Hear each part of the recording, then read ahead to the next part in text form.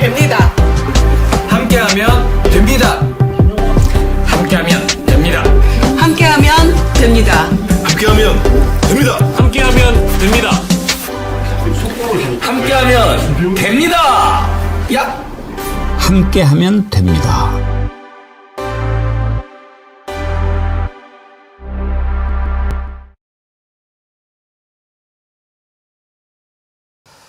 여러분 안녕하십니까? 백운기입니다. 헌재는 오늘 또 윤석열 탄핵 심판 선고를 하지 않고 넘기려나 봅니다.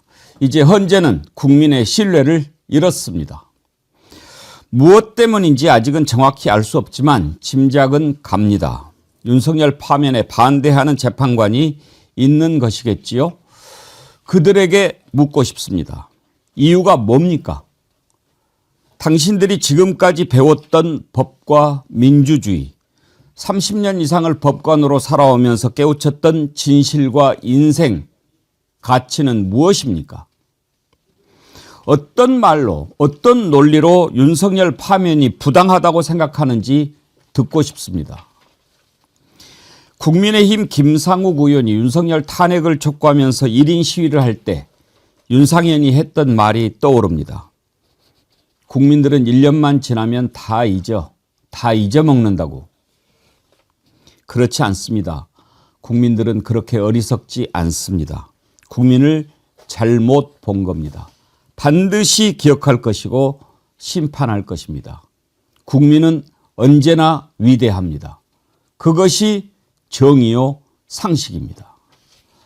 생방송 백운계 정치 1번지 출발합니다.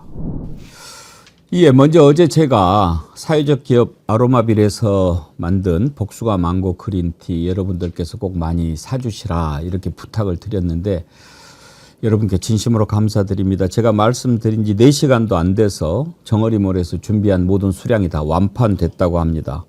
여러분이 우리 정어리TV를 또 저 백운기를 얼마나 아끼고 사랑하시는지 다시 한번 깨달을 수 있는 시간이었는데요. 너무 일찍 완판이 돼가지고 나중에 주문했는데도 못 받아보신 분들께는 죄송하고 감사하다는 말씀을 드립니다. 정어리몰에서 그래서 여러분들 성원에 감사하고 보답하는 의미로 2가지 상품을 준비한 걸 소개해드렸는데 먼저 성주 꿀참외 지난주에 방송을 했는데요. 지금 마트나 시장 가보시면 잘 아시겠지만 참외값이 일주일 사이 30%나 올랐대요.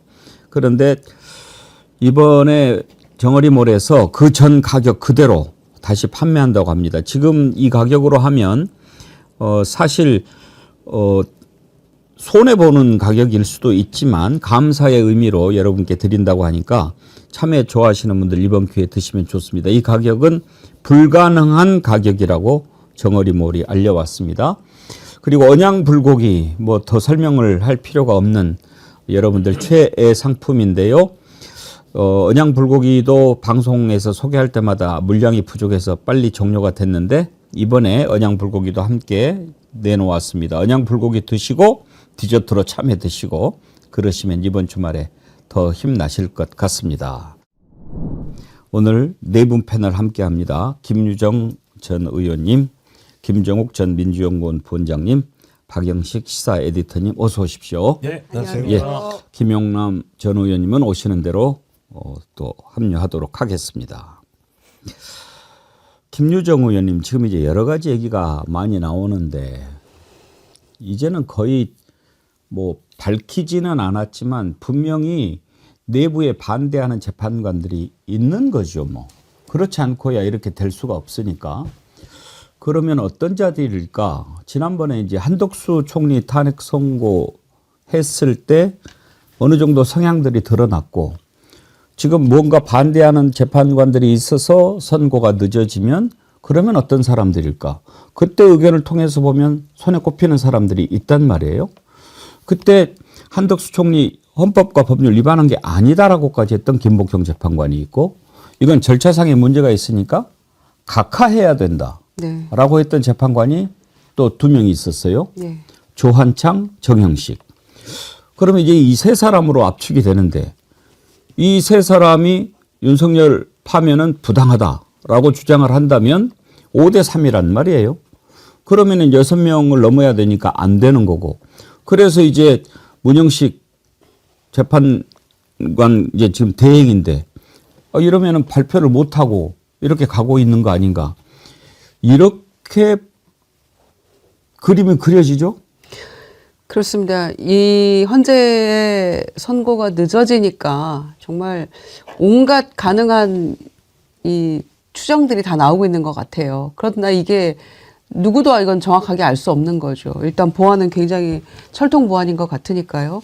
그냥 이렇게 저렇게 흘러나오는 이야기들이 이제 종합돼서 떠도는 이야기로 이제 계속 나오고 있는 것 같습니다. 그러니까 사실 3월 초, 그 다음에 뭐 11일, 14일 저희가 그렇게 예상했는데 지금 4월로 넘어간다는 건 저희가 애초에 상상을 못한 일 아니었습니까? 게다가 아니 곰도 마늘과 쑥 먹고 100일이면 사람이 됐는데 지금 100일이 훨씬 넘었잖아요. 국회에서 탄핵 소추한 이후에. 그런데 이런 일까지는 우리가 이미 그 상상을 못했던 일이기 때문에 이 선고가 늦어질수록 감정이 더 격화되고 갈등이 더 그 분출되고 이런 지경에 이르는 것 같아요. 매일 어제 우원식 국회의장 담화했던 것처럼 새벽에도 잠깐 깨도 이거 혹시 뭐가 발표가 됐나 언제 한다고 소식이 있나 막 이러면서 지금 저희가 세월을 보내고 있거든요. 그래서 이제 3월을 만약에 넘어간다 그러면은 우리가 처음에는 당초 그렇게 생각했지 않습니까? 누구나 승복할 수 있는 그런 완벽한 결정문을 내놓기 위해서 심사숙고하는 기간이 길어지는 것 같다. 이렇게 생각들을 했었는데 이제는 4월로 넘어간다고 생각하고 보니까 이젠 그것도 아닌 것 같고 뭔가 8대 0이라고 했던 우리의 상식선에서의 어떤 결론이 다른 방향으로 가고 있는 게 아닌가라는 그런 의심을 할 수밖에 없을 정도로 저는 헌재의 태도가 굉장히 무책임하다고 생각하거든요. 최우선적으로 대통령의 탄핵 심판을 중점적으로 우리가 논의할 거다라고 얘기를 해놓고 한덕수 총리도 결과 내고 다른 일반 사건들까지 다 결론 내면서까지도 이걸 뒤로 미루는 이유가 도대체 무엇인가. 상식적으로 납득이 안 된다는 거죠. 상식 있는 국민이라면. 그래서 빨리 결론 내라고 촉구하고 있는 것인데 이 정도면 정말 우리가 상상도 하기 싫었던 이상기류인가? 말씀하신 대로 그런 이제 의구심이 든다는 말씀이죠. 그런데 저는 그런 상황에도 불구하고 여전히 전 8대 0이라고 믿거든요.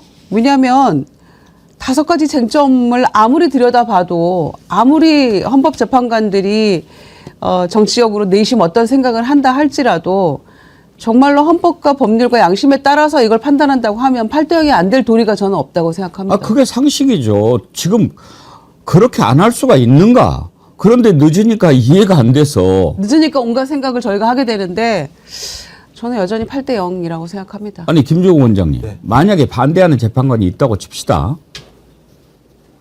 무슨 논리를 내세울까요? 한번 그 재판관 입장에서 한번 얘기 한번 해보십시오. 왜 저한테 그런 걸 강요를 하시는지. 탄탄 TV 구독자 우리 많이 올려줬잖아요. 2,000 분이나 2,000명 오셨어요? 네, 아이고. 오셨습니다. 너무 감사드리고요. 예. 일단 말하기가 힘든 게 옛날에는 왜 이렇게 희망 고문하냐. 이번 주 금요일, 다음 주 금요일. 그러니까 많은 분들이 그 얘기 들으면서 희망을 가졌다가 또 주말이 지나면 좌절하시고 이렇게 반복되기도 했고 또 지금은 또 상황이 좀 어려운 상황이 되니까 야 이거 어려워지는 거 아니야 이렇게 얘기하니까 또 공포감 주입하냐 이렇게 말씀을 하시고 저희는 난감하고 내부에 정보는 안 나오는데 지금 쭉 흘러나오는 얘기들입니다. 이거 전 확인이 안 되는 겁니다. 맨 처음에는 정영식 재판관이 문제가 많을 거라는 얘기 있었어요. 맨 처음에는. 그랬죠. 왜냐하면 상식적으로 얘기해놓고 막판에 완 뒤집는 게 많아가지고. 네. 이제 그 다음에는 김복형 그렇기도 재판관. 하고 이제 정영식 재판관은 우리가 조금 의심의 눈초리로 봤잖아요. 왜냐하면은 박선영 네네. 그 위원장을 윤석열이 계엄해놓고 임명을 한 거 아닙니까? 예. 그리고 그 다음 나온 게 이제 김복형 재판관 얘기가 나왔다가요. 그 다음에 나온 게 조한창 재판관 얘기가 나왔어요. 그 핵심적인 내용은 뭐냐면 계속 절차적인 문제로 이걸 끌어잡고 있는 사람은 조한창 재판관이다. 이런 얘기가 있었었거든요. 근데 그러면서 핵심적으로 7대1 구도여서 만장일치를 만들려고 했다라는 얘기가 지금 저희들이 생각했던 기본적인 내용이잖아요. 그래서 그냥 7대1로 해. 뭐 8대 0이 뭐가 중요해. 7대1로 하면 되는 거 아니야. 이랬는데 또 갑자기 어제부터 흘러나오는 얘기는 뭐냐면 이재명 당대표의 무죄 선고 이후에 5대3 구도로 가는 게 아니냐 또 이런 얘기들이 흘러나오기 시작을 하고 있는 상황입니다. 그러니까 알 수는 없는 상황입니다만 말씀하신 것처럼 왜 저희가 8대0이라고 하는 부분에 대해서 신뢰할 수밖에 없었냐면 이것이 내란이다, 이것이 위법이다, 중대하다라는 사실들을 국민들의 입으로 얘기한 게 아니고요. 실제로는 내란 세력 내부에서 스스로 자기의 입으로 다 증언한 내용들이기 때문에 아니 자기들 입으로 다 확인한 거 아니겠습니까? 뭐 국민들은 눈으로 본 거고 그렇다면 헌법재판관들이 기각을 시키려면 그 소위 선고문 자체를 통해서 국민들을 설득을 해야 되는 거잖아요. 야 이렇게 썼으면 이 정도를 들으면 아 기각이 이해가 돼. 제가 볼 때 이 내용을 절대 설득할 수가 없을 거다. 설득할 수 없다면 본인의 평생 짊어지고 갈 업보이다. 근데 그 업보를 갖다 누가 짊어지려고 하겠는가라고 생각을 했는데 보니까 저 내란 세력들과 내란 동조 세력들은 소위 제가 볼 때 이성적 또는 합리적 판단들을 절대 하지 않는다. 자기 이익들을 지키기 위해서라면 뭐든지 할 수 있다라고 하는 사실들이 서서히 밝혀지고 있는 상황이기 때문에 저는 핵심은 뭐냐면 이제 우리만 믿자. 어떤 상식적인 헌법재판관의 상식적인 판단 이런 거 믿지 말자. 국민 여론의 압도적 힘 또는 광장의 힘을 통해서 저것을 압도하지 않고서는 저 사람들은 절대 자기들이 가지고 있는 그 말도 안 되는 권력을 놓을 생각이 없는 자들이 아닌가라고 하는 부분으로 저는 아마 4월 달 초부터는 국민들의 여론이 반전될 거라고 생각이 들기 때문에 이렇게 저희가 얘기해도 제가 볼 땐 지금까지 답이 없다고 한다면 헌법재판관들은 국민들의 목소리에 지금까지도 귀를 기울이지 않고 있다. 그럼 국민의 목소리를 듣지 않은 사람들이 어떤 판단을 할지 신뢰하지 말자. 이제 우리의 힘으로 우리의 앞길을 개척하는 것이 우리의 방법일 수밖에 없다. 라고 하는 측면으로 이제 우리가 방향을 선회해야 되지 않을까 생각이 듭니다. 사람이요 어디 한 군데 딱 갇혀 있으면 판단 능력이 좀 부족해질 수 있습니다. 국민들이 지금 어떤지 이 현재 재판관들은 그 재판소 안에 다 갇혀 있으니까 세상과 떨어져 있는 걸까요? 저는 그 말씀하시니까 결정적인 한 장면이 생각이 납니다. 저희가 앞서서 언급하셨던 그 3명의 그러니까 각하 결정 2명, 기각 결정을 내렸던 한덕수 탄핵 심판 선고를 보면서 성향이 드러났던 그 재판관들 말고 과거 김형두 재판관이 인사청문회에 올라갔을 때 당시에 최강욱 의원이 그런 질문을 해요. 헌법재판소의 주인은 누구입니까? 라는 질문을 던지니까 재판관이라는 대답을 합니다. 그래서 듣고 나서 당황스러워가지고 다시 물어봐요. 국회 주인은 그럼 국회의원인가요? 물어봤더니 국회의원이라고 답을 합니다. 이제 그런 김영두 재판관마저도 심지어 저희가 얘기하는 재판 지연이 되고 있는 그런 상황에 의심되는 인물로 거론조차 안 되는데 그런 인물마저도 자신이 어떤 왜곡된 엘리트 의식이랄까요? 그 성 안에 갇혀있는 사고를 한다라고 한다면 이 3명은 어떻겠습니까? 뭐 말하기 입 아플 정도의 그런 사고방식과 가치관을 갖고 있는 사람 아닐까요? 저는 그게 핵심적인 문제라고 보고 저는요. 저의 바람은 8대0이고 8대0이 상식이고 8대0이 당연한 것이고 12월 3일 계엄 정국에 어떤 일이 있었는지 우리 국민들이 눈으로 다 봤습니다. 세계인들이 증인이고 우리 국민들이 증인이신데 이거를 헌법적 가치로 따지고 법률적 가치로 따져서 이렇게까지 지연된다? 이거 인정할 수 있는 국민 아무도 없습니다. 근데 문제는 계속 5대3이나 뭐 혹은 뭐 7대1이나 이런 식으로 삐딱선을 따는 재판관이 있다라는 것이 현실일지 모른다라고 우리가 계속 경고를 해줘야 그 안에 계신 삐딱선 타는 재판관들이 긴장할 것이다 라는 차원에서 말씀을 드리는 것이고요. 이거는 종국 결정이라고 해가지고 우리 지금 평결 절차로 넘어갑시다. 이제 어떤 결정을 내립시다 라고 못 넘어가는 이유가 5대3이라고 하더라도 그 결론을 어떤 국민이 받아들이겠느냐. 문제는 권한대행이라는 인간들이 지금까지 마은혁 후보자를 임명하지 않아서 마은혁이 임명됐다고 하면 6대3이잖아요. 적어도 인용 결정이 내려질 수 있는 겁니다. 그 실질적 정당성 문제를 국민에게 어떻게 설득시킬 거냐. 이 인용 결정을 내리려고 하는 재판관들이 도저히 이걸 못 받아들이고 있기 때문에 지연되고 있는 겁니다. 그 말씀을 꼭 드리고 싶습니다. 이제 나중에 밝혀지겠습니다. 이거 사실 확인이 안 된 건데, 그러니까 지금 3인만 얘기했는데 실제로 김영두 재판관 같은 경우가 3주 전부터 이건 그냥 흘러나오는 얘기입니다만 한덕수 총리에 대해서 먼저 판결을 해야 된다, 선고를 내야 된다라고 절차적인 문제 제기를 가장 강하게 했던 사람이 김영두 재판관에 또 얘기가 흘러나오는 상황이에요.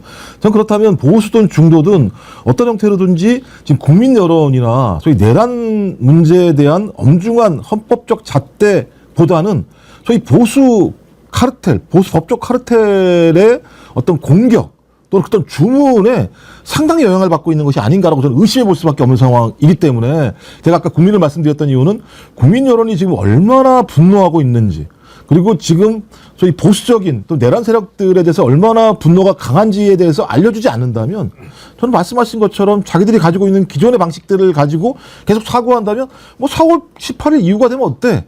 교착상 되면 어때? 예를 들면 윤석열 안 오고 한독수로 가면 어때? 우리가 왜 거기서 어떤 판단을 내려야 돼?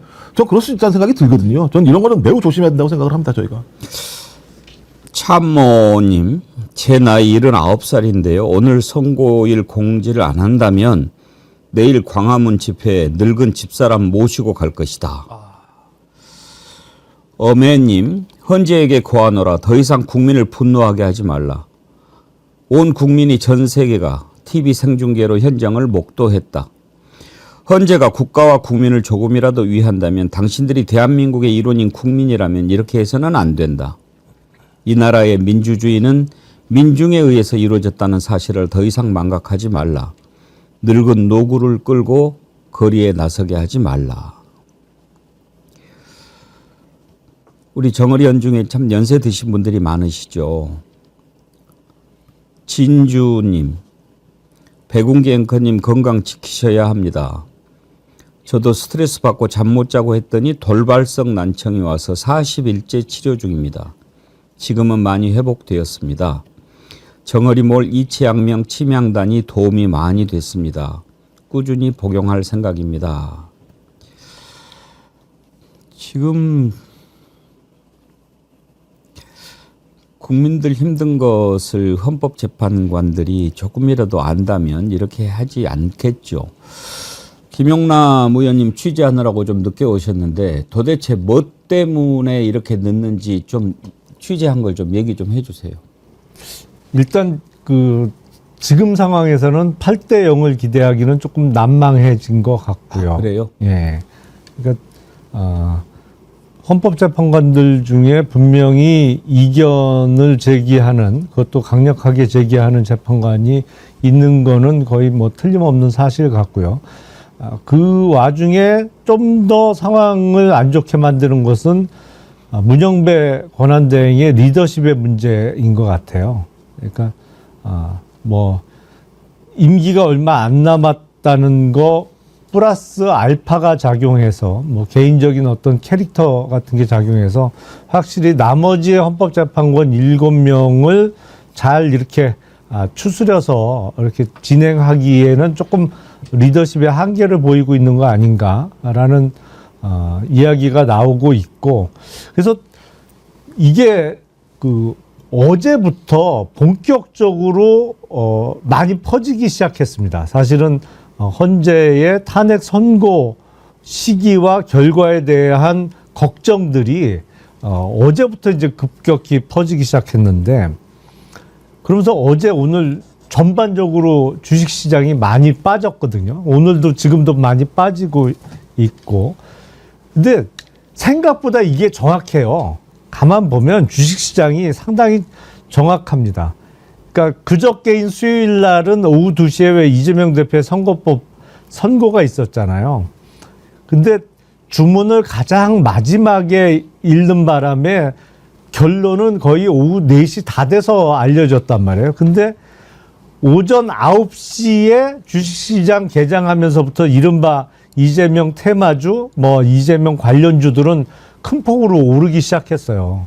그러면서 다른 대권 주자들, 이른바 뭐 국힘 쪽에 뭐 오세훈, 한동훈, 뭐 다른 대권의 잠재적 주자들과 관련된 테마주들은 많이 빠지기 시작했고, 그런데 이제 어제부터는 본격적으로 이게 탄핵 재판이 잘못되는 거 아니야? 이러면서 전반적으로 이른바 윤석열의 원대 복귀 가능성이 조금이라도 비춰지면서 지금 주식시장이 많이 폭락하고 있는데, 참 저 개인적으로 답답합니다. 그러니까 적어도 헌법재판관 정도 되면은 정말로 법리적으로 올바른 판단을 하고, 그것도 그 법률 이외에 우리 사회에 미칠 전반적인 영향을 고려해서 신속하게 결정할 정도의 수준은 될 거라고 믿었는데 저 개인적으로도 그 믿음이 많이 깨졌어요, 지금. 요즘에 이제 뭐 확인되지 않은 찌라시들이 많이 이렇게 돌아다니더라고요. 뭐 그런데 이제 그런 걸 보면 이런저런 게 하도 많이 나오니까 믿을 수가 없죠. 그리고 헌재에서 나온다고 하는 정보들이 사실은 헌법재판관들을 통해서 나오지는 않고 이제 거기에 연구관들이 있는데 연구관들은 아무래도 헌법재판소 안에서 재판관들 상대하다 보니까 분위기를 좀 알 수 있고 그래서 연구관들을 통해서 이렇게 저렇게 좀 흘러나오는 것 같습니다. 그래서 찌라시라고 하는 것을 우리가 믿을 수는 없지만 분위기를 파악하는 데는 좀 도움이 되는데 전에 들은 내용 가운데 하나를 보면 그런 게 있더라고요. 왜 그러면 윤석열 파면을 반대한대? 그 이유 중에 하나가 다시 안 할 거라고 생각해서 라는 이유가 있다는 거예요. 이게 말이 됩니까? 윤석열이 다시 계엄을 하지는 않을 것 같아서 복귀시킨다? 정말 그런 생각을 하는 재판관이 있다면 한번 묻고 싶어요. 당신이 그 피해자였다면 어떤 강도가 집에 들어와서 당신을 그렇게 꽁꽁 묶고 범행을 저지르고 그렇게 달아났는데 다시는 뭐 안 할 것 같으니까 풀어줍니까? 그리고요, 그 계엄이 왜 실패했습니까? 윤석열이 잘못해서 실패했습니까? 국민이 막았기 때문에 그런 겁니다. 제가 잠시 후에 곽종근 전 특정사령관 옥중 인터뷰 내용을 한번 좀 전해드리려고 하는데 그 중에 이런 얘기가 있어요. 왜 실패했느냐? 국민이 막아서 그런 것이다. 그런데 그걸 다시 하지 않을 것 같아서 저는요, 윤석열 다시 할 놈이라고 봐요. 다시 안 하겠습니까?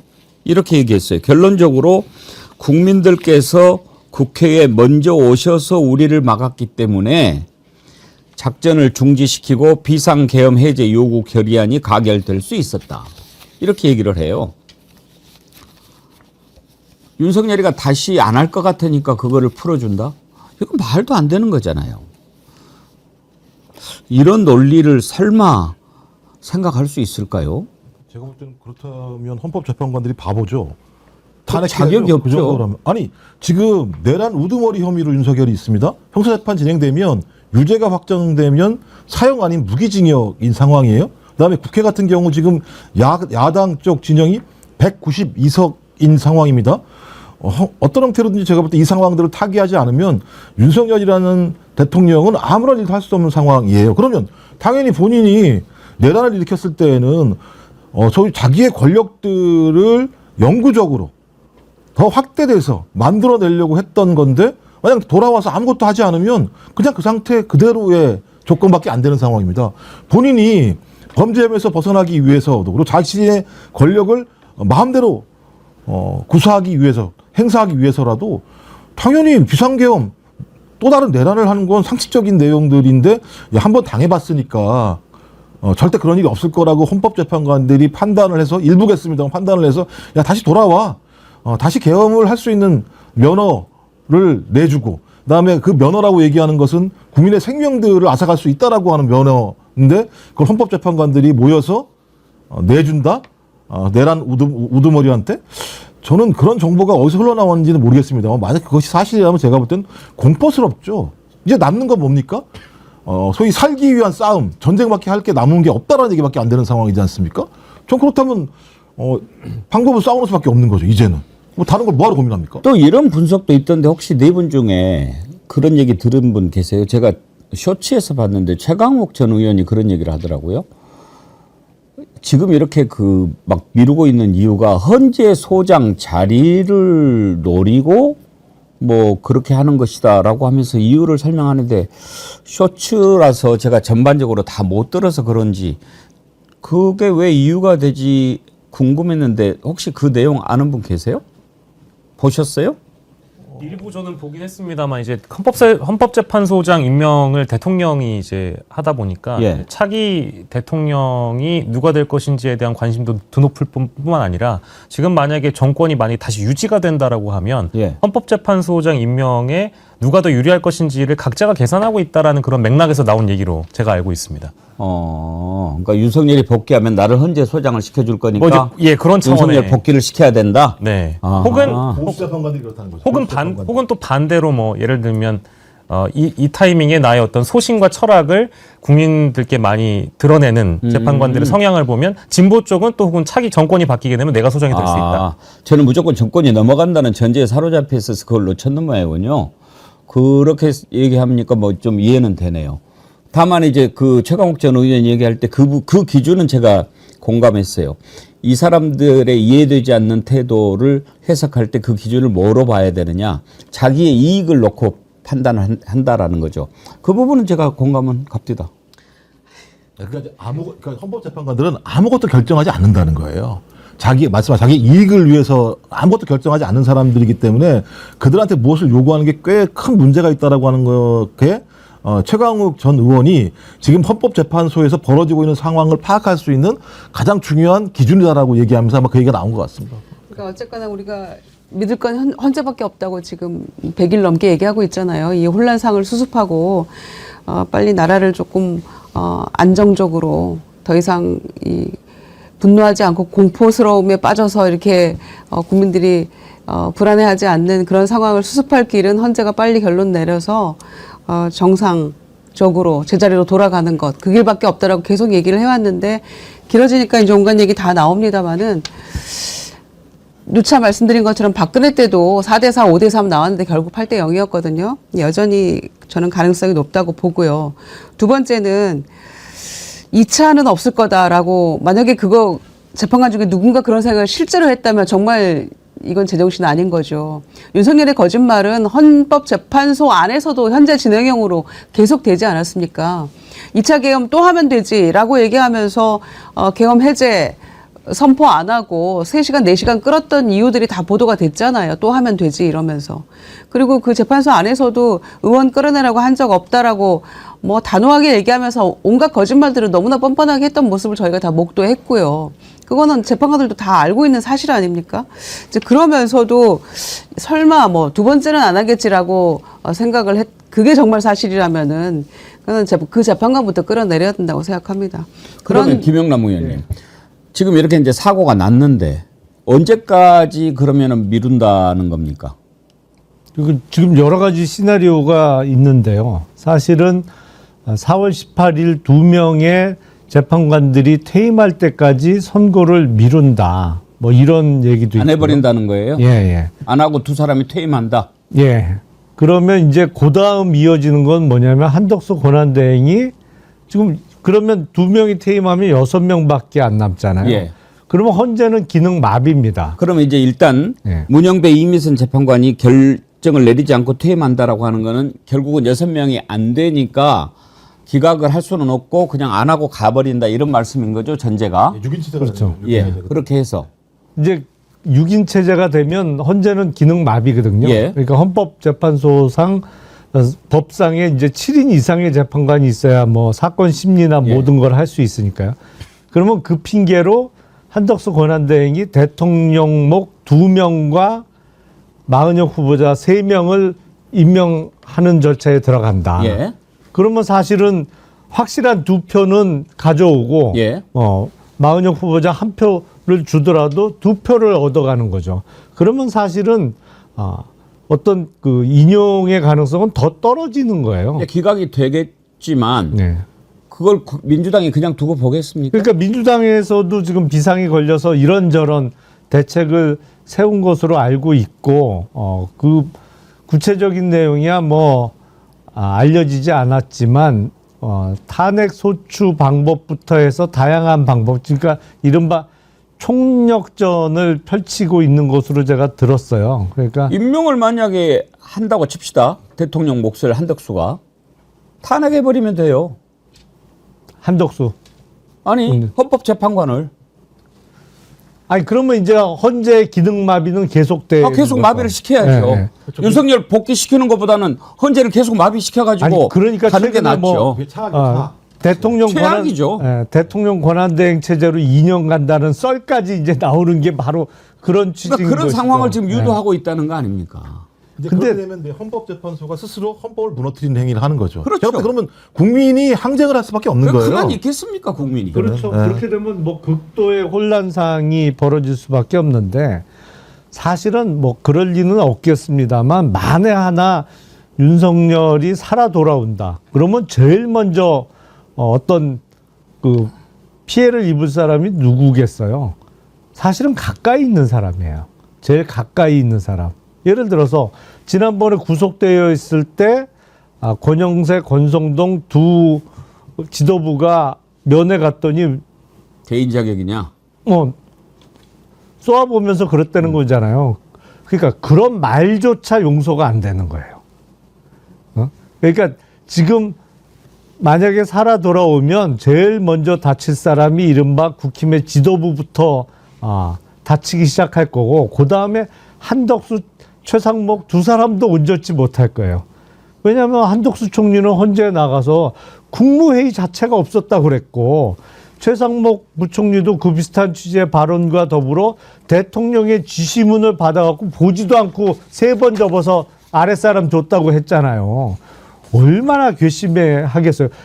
내란수계로 구속되어 있는데 면회로 온 자기 당의 원내대표한테도 당신 공식적으로 온 거야? 개인 자격으로 온 거야? 그 이후로 째려봤는데 그러니까 제가 보기엔 아마 가까운 순서대로 날아가기 시작할 겁니다. 근데 이 한심한 상황이 그걸 미처 모르는 것 같아요, 지금. 그러니까 헌법재판관들이 바보가 아니라면 한동훈이 체포 대상이 됐습니다. 한동훈이. 윤석열의 가장 아끼는 자기 새끼가 그다음에 이재명 당대표 위중교사 사건 무죄를 때렸던 판사가 체포 대상이 됐습니다. 헌법재판관 내용 모르겠습니까? 거기서 만약에 진보 재판관들 같은 경우 그렇게 했다가 자기들이 1순위죠. 근데 그런 상황들을 방치한다. 그리고 나머지 보수 재판관들도 마찬가지입니다만 그거 내버려 두겠습니까?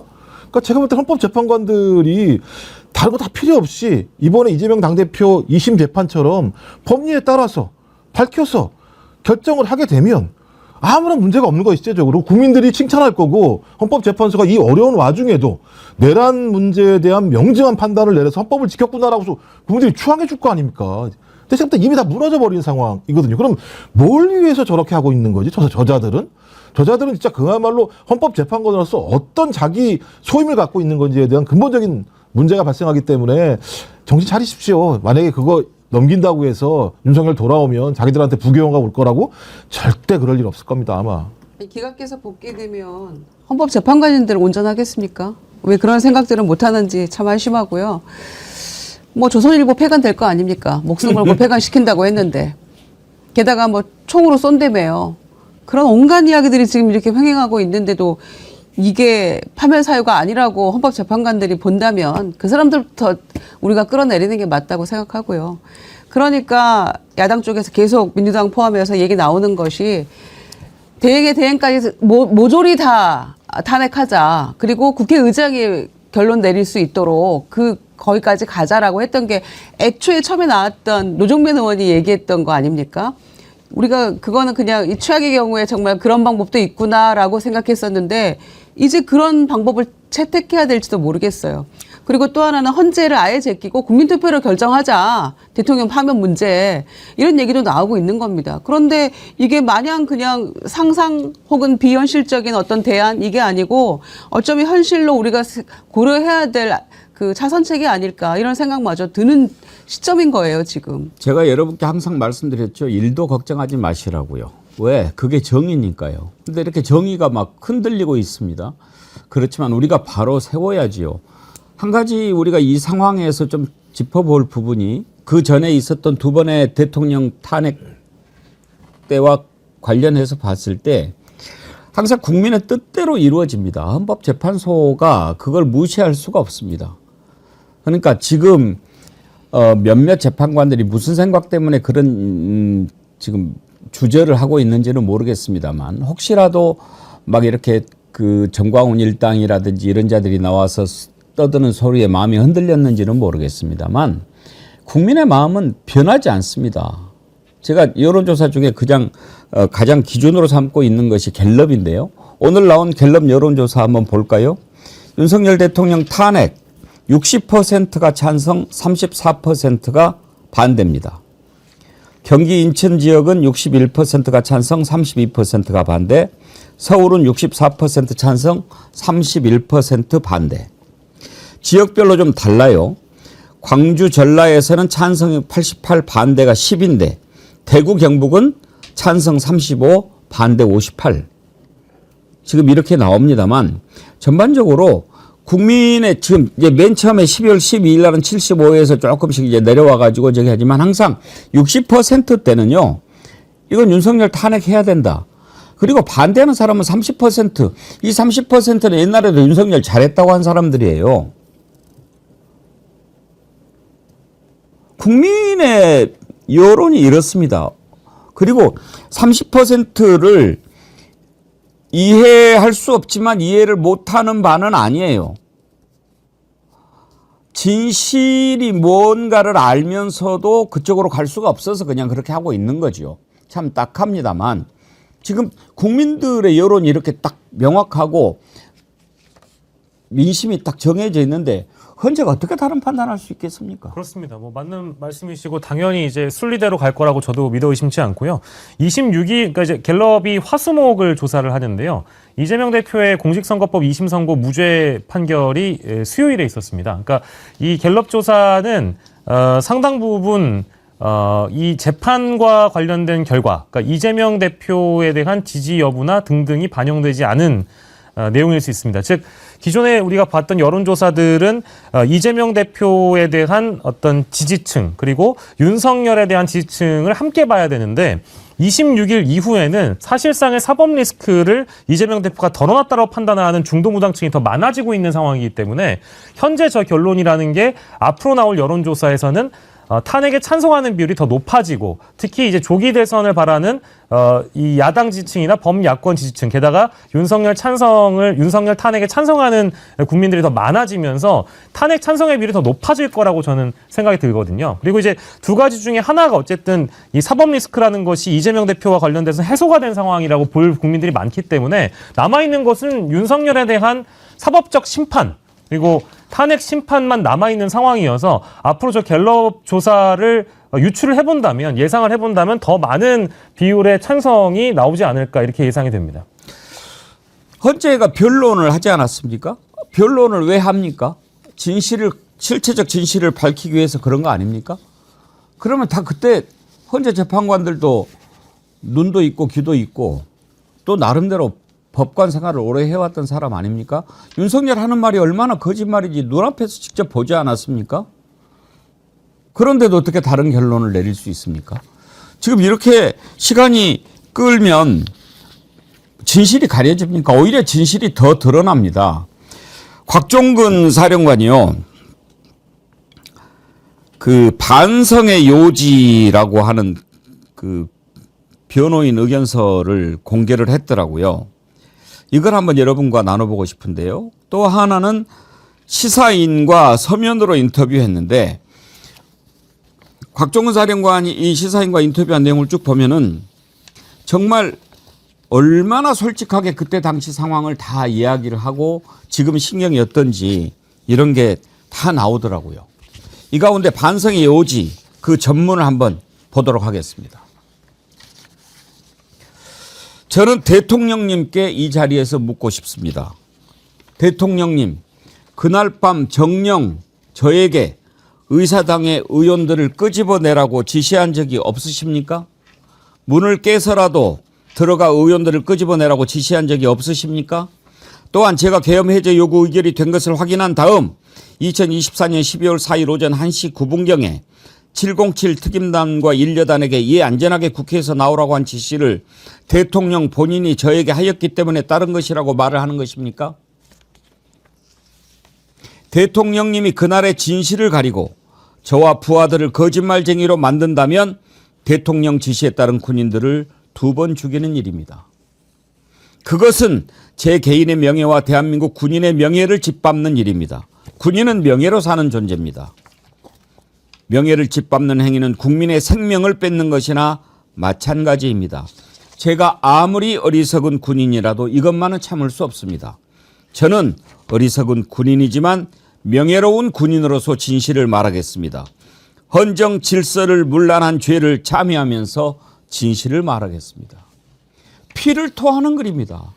곽종근 사령관 지금 구속 상태입니다. 그 안에서 계속 자기 자신을 돌아봅니다. 그런데 온갖 회유와 협박이 들어옵니다. 곽종근 사령도 부인도 강직합니다. 우리 남편은 그런 사람 아닙니다. 당신 이것만 저기 하면 우리가 다 잘 살 수 있어. 이렇게 회유를 해도 끄떡하지 않습니다. 그러면서 엄중하게 윤석열에게 묻습니다. 왜 거짓말하느냐. 자, 윤석열이 다시 복귀한다. 어떻게 되겠습니까?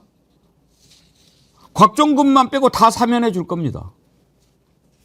그런 상황을 헌법재판소가 모릅니까? 아니, 김정국 원장님, 곽종근 사령관이 뭐가 아쉬워서 지금 이렇게 얘기를 합니까? 그렇죠. 뭐 양심과 진실에 입각해서만 얘기를 하고 있는 거죠. 그래서 저는 딱 2가지만 생각해. 대통령은 거짓말을 하고 있다. 하지만 나는 진실만 말하겠다. 진실을 지켰을 때 소위 이 부당한 내란 지시에 동조할 수밖에 없었던 내 부하들의 명예를 갖다가 살릴 수 있는 유일한 방법이다. 그 모든 책임을 내가 짊어지고 가겠다. 이런 내용들을 얘기를 한 것은 국민들에게 내란의 주범이 누구인지, 그리고 내란의 주범인 윤석열이 어떤 부당한 지시를 내렸는지, 그리고 그 부당한 지시에 맞서서 이런 어떤 내란 진행들을 막아냈던 우리 자기의 부하들, 그리고 국민들의 진실된 이런 모습들에 대해서 좀 더 귀를 기울여 달라고 하는 그 감옥 안에서의 대국민 호소라고 생각을 하고요. 저는 저런 정의로운 생각들, 정의로운 발언들 자체가 내란을 막은 중요한 힘이라는 생각이 듭니다. 전 이런 호소문이 헌법재판관들, 안국동에 있는 저 헌법재판관 건물 안으로 들어가야 된다는 생각이 들어요. 저런 얘기에 귀를 기울여야 됩니다. 저런 사람들이 소위 내란 우두머리가 복귀해서 자기의 생명을 위협받는다면 그게 나라입니까? 그런 나라에서 살 수 있겠습니까? 그러니까 오죽하면 보수 인사인 김진 중앙일보 기자 같은 경우가 윤석열 복귀하면 아마 며칠 내에 하야될 거다. 국민들이 가만히 두지 않을 거다라고 얘기하는 것처럼 저는 국민의힘을 이상하네. 국민의힘이 되니까 또 저 당 이름이 국민의힘이어가지고 되게 어렵네 진짜. 예, 우리 국민들의 지금까지 쌓아왔던 민주주의에 대한 열망, 그것을 지키려고 하는 힘, 이런 것들을 좀 믿고 이런 힘들을 하나하나 보여줌으로써 저는 이제는 내란 세력과 헌재를 압도할 수밖에 없다. 그 길로 갈 수밖에 없다. 다른 방법이 없다라는 생각이 들고요. 곽종근 소위 이 장군에게 감옥에 있고 본인이 그 기간 동안 잘못된 판단을 했었습니다만 잘못된 판단과 실행에도 불구하고 이런 진실들을 밝혀줌으로써 이 사건의 실체가 무엇인지를 정확히 밝혀준 측면에서 참 의로운 행동을 지금 감옥에서 하고 있다고 생각을 합니다. 국민의힘이 헷갈리실 때는요, 진짜 국민의힘이라고 이야기하시면 됩니다. 예, 우리 국민의힘은 네. 우리 국민들의 힘은 진짜고요. 아니 그다음에 그따위로 이름을 지어가지고 사람을 화가 나게. 원래 그런 이름을 지으면 안 돼요. 그럼요. 그 전에 우리은행 지을 때도 말이 많았어요. 우리은행은 국민은행 사람도 우리은행이라고 이야기하는데 자기 은행 얘기할 때. 예. 그러니까 저렇게 시끄럽잖아요. 곽종근 전 사령관의 시사 인터뷰를 보면은 아주 자세하게 나오는데 비상계엄 해제 직후에 여인영 방첩사령관이 통화 기록 삭제하라고 그렇게 지시한 내용도 다 증언이 나오고요. 김용현이가 비화폰 전화는 녹음이 되지 않으니까 당당하게 해라. 이런 전화를 받았다는 고백도 나옵니다. 지금 윤석열이 복귀를 해서 계엄을 안 할 것 같으니까 풀어준다? 계엄을 할 수도 없어요. 만약에 계엄 선포한다고 합시다. 어떤 군인이 거기에 출동하겠습니까? 이제는. 그러니까 그러면 논리적으로 말이 안 되잖아요. 국민들 때문에, 군인들 때문에 계엄을 못할 건데 그래서 안전하다? 그러니까 윤석열을 풀어준다? 법률가로서 김영남 의원님 이런 것을 뭐라고 이야기합니까? 무슨 오류입니까? 아니 그거는 그냥 또라이라고 그러죠 그냥. 법률을 따라서 그건 그냥 막말이죠. 말도 안 되는 소리. 그러니까 그냥 단적으로 표현하면 택도 없는 소리라고 택도 하면 없는 되는 소리죠. 정말 이렇게 말도 안 되는 일이 계속 이어지니까 지금 정말 생각하면 할수록 이제 그 윤석열 이후에 한덕수 총리가 3명 임명하지 않고 탄핵됐다가 그 다음에 최상목 2명만 임명한 것도 정말 오늘날 상황을 이렇게 가져온 거죠. 갈수록 더 미워지는 거예요. 윤석열보다 한덕수가 더 밉고 한덕수보다 최상목이 더 밉고 막 이렇게 되는 거예요. 그러니까 죄는 미워해도 사람은 미워하지 말아야 되는데 인간 그 자체가 싫어지는 거예요. 어떻게 이렇게 저는 그 말씀에 동의하기 어려워요. 죄가 무슨 죄예요? 그 죄를 저지른 사람이 문제지. 제가 무슨 아니 그러니까 그런 말이 있는데 이제는 다 꼴보기 싫어서 이 자들을 어떻게 해야 될지 모르겠다라는 마음이까지 든다니까요. 이렇게 무책임할 수 있습니까? 그리고 임명 안 하는 게 다 위헌이라고 위법이라고 얘기했잖아요. 그런데 왜 안 하냔 말이에요. 자기들 할 일은 안 하면서 왜 국민 보고 헌재에 승복하라는 얘기만 이렇게 미리 선제적으로 떠들어대냔 말이죠. 자기들 지키는 거 하나도 없으면서. 한덕수 총리에 대해서도 오늘 뭐 이제 박찬대 원내대표가 만나자, 당장 만나서 헌재 질서 회복하고 산불에 대해서 얘기하자라고 했는데 적절한 제안이라고 생각합니다. 만나서 일단 얘기를 해야죠. 당신 왜 임명 안 하는데? 언제까지 안 할 건데? 지난번에 당신 헌재가 면죄부 준 건 아니잖아. 김복형 재판관도 빨리 해라는 것은 아니라고 그래서 무죄 준 거지. 해야지. 근데 언제까지 안 할 건데? 그래서 지난번에 최상목처럼 민주당도 이제 딱 시한을 정해주고 그때까지 안 하면 한덕수도 탄핵해야죠. 우원식 국회의장도 이제 더 이상 늦추면 안 된다라고 또 얘기를 합니다. 우원식 국회의장 발언 한번 들어볼까요? 국민 대다수가 불안감을 호소하고 국론 분열로 대한민국 공동체의 기반이 흔들리는 상황이 계속되는 것을 정상적인 헌정 질서라 할 수 없습니다. 지금은 헌재에게 주어진 시간입니다만 국민의 시간 없이 헌재의 시간도 없습니다. 국민의 뜻을 받들어 2가지를 당부하고 요청드립니다. 첫째, 헌법재판관들께서는 최대한 신속하게 윤석열 대통령 탄핵심판 선고를 내려주십시오. 선고가 지연될수록 우리 사회가 감당할 혼란이 커질 것입니다. 그 대가는 고스란히 국민이 치르게 됩니다. 둘째, 한덕수 대통령 권한대행께서는 마은혁 헌법재판관을 속히 임명하십시오. 명백한 위헌이 아닙니까? 대행이 스스로 헌법 위반의 국기문란 상태를 끌고 가면서 국민께 어떤 협력을 구할 수 있습니까? 불확실성을 최대한 빠르게 해소하고 훼손된 헌정 질서를 바로잡는 것만이 대한민국, 국민이 주인인 대한민국, 우리 국민이 만들어온 대한민국의 길입니다. 국회의장이 2번이나 지금 공식적으로 공개적으로 마은혁 재판관 임명을 촉구했는데 박영식 네. 에디터님, 한덕수 총리 지금 그 전에도 임명을 안 하고 갔고 탄핵으로 물론 직무 정지가 됐지만 또 복귀 이후 시간 이것까지 합하면은 엄청나게 오랫동안 임명을 안 하고 있는 거잖아요. 그렇습니다. 이런 걸 다 산입해야 되는 거 아닙니까? 맞습니다. 그리고 지금 2번째 이제 입장을 국회의장이 밝힌 건데요. 그러니까 오죽하면 지금 국회의장이 이랬겠느냐라는 생각이 들 정도로 처음에 입장을 밝혔던 것은 최상목 권한대행 당시였습니다. 그때도 당시 권한대행으로서 헌법을 수호할 의무가 있고 헌법을 지키라고 이제 강조를 했던 것이거든요. 이것은 사실 국민 대다수의 요구이고 이건 너무 상식적인 요구입니다. 근데 그때도 최상목 권한대행은 듣지 않았습니다. 근데 최상목 이후에 다시 한덕수 총리가 권한대행으로서 직무 복귀하고 나서도 여전히 헌법을 뭉개고 헌법을 좀 유린하고 있는 거기 때문에 이것이 뭐 이제 국헌문란이고 뭐랄까 무정부 상태를 만들고 있는 당사자가 권한대행이라는 점을 지금 강조하기 위해서 국회의장이 어쨌든 입장을 밝힌 것으로 보이고요.